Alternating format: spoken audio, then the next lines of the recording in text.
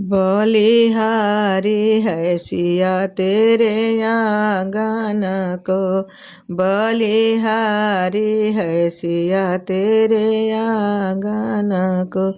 गाय के गोबर अगना लिपावल, गाय के गोबर अगना लिपावल।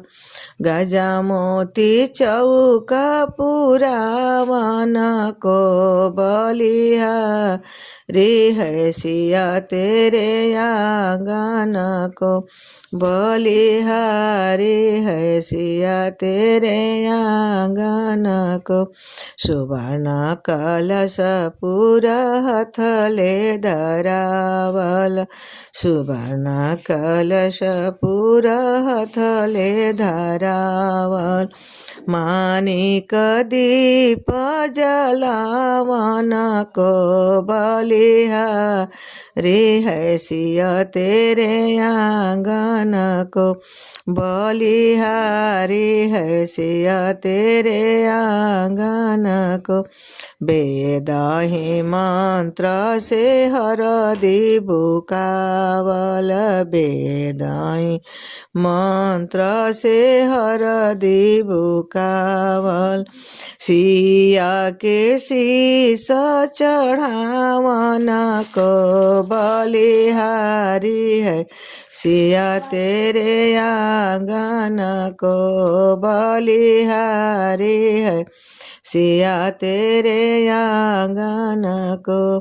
गुरु परशुराम जी राजा जनया जी के, गुरु परशुराम जी राजा जनक जी के। सिया के शीस चढ़ावन को, बलिहारी है सिया तेरे आंगन को, बलिहारी है सिया तेरे आंगन को।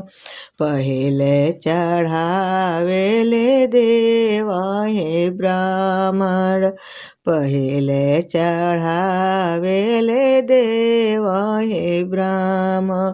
पीछे सजन सब लोगन को, बलिहारी है सिया तेरे आंगन को, बलिहारी है सिया तेरे आंगन को।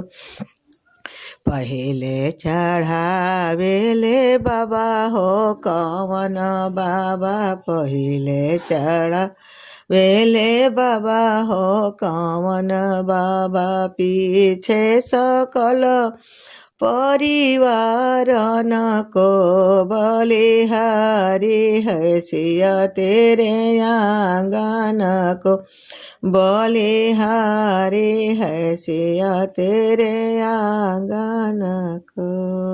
प्रणाम आ धन्यवाद। ये वीडियो देखला खातिर। हमार काम यदि रहुआ पसंद आवता तो हमार चैनल के जरूर सब्सक्राइब करी और संगे संगे नोटिफिकेशन वाला घंटियों दबा दी। हमार चैनल पर भोजपुरी लोकगीतन के सुनी आ आनंद ली। हम रोज एगो वीडियो के संगे हाजिर बनी। धन्यवाद।